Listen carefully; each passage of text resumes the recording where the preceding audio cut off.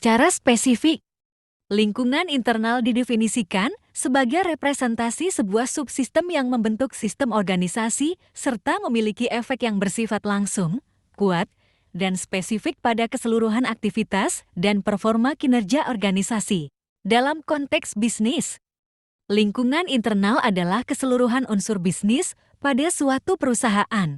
Dalam konteks organisasi sosial, lingkungan internal didefinisikan sebagai suatu sistem sosial yang terbentuk dari beberapa komponen yang berasal dari dalam organisasi.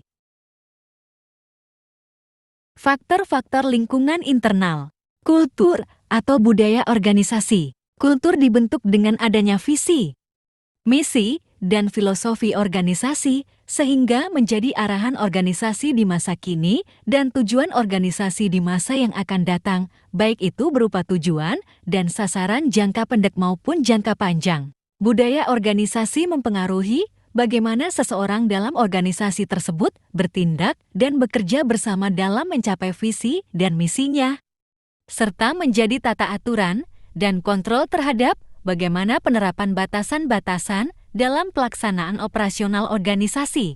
Sumber daya. Keberadaan sumber daya dalam organisasi kemudian membentuk struktur dan tata kelola organisasi, yang kemudian akan menghasilkan kompetensi umum maupun kompetensi inti organisasi.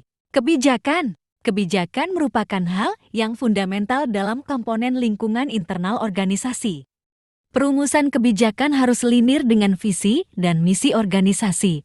Kebijakan juga berkenaan dengan bagaimana SDM, SDF, dan SDK dimanfaatkan secara optimal oleh suatu organisasi atau perusahaan. Analisis lingkungan internal. Analisis lingkungan internal merupakan langkah pertama dalam pengendalian faktor-faktor lingkungan internal untuk meningkatkan kemampuan organisasi dalam memanfaatkan peluang dan meminimalisir ancaman.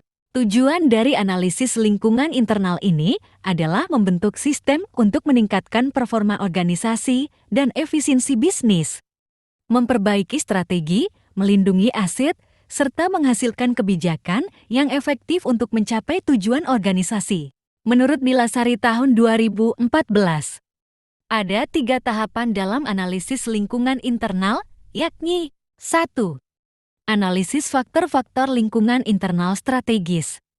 2. Membandingkan informasi historis dengan standar organisasi. 3. Merumuskan strategi dalam mencapai profil perusahaan yang diinginkan. Metode analisis lingkungan internal. Analysis sought strength, weakness, opportunities, threat. Latifa dan Rochidiani. 2020. Mengemukakan bahwa matriks SWOT adalah kerangka yang digunakan untuk mengetahui strategi yang sedang dijalankan oleh perusahaan dan melihat alternatif strategi yang lebih efektif. Analisis rantai nilai value chain analysis VCA. Analisis rantai nilai value chain analysis.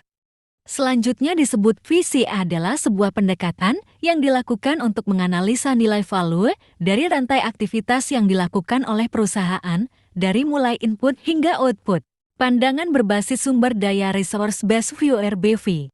Paulus Mudapa tahun 2018 mendefinisikan kerangka RBV sebagai kemampuan eksploitasi sumber daya internal untuk mengimplementasikan strategi dan menciptakan daya saing.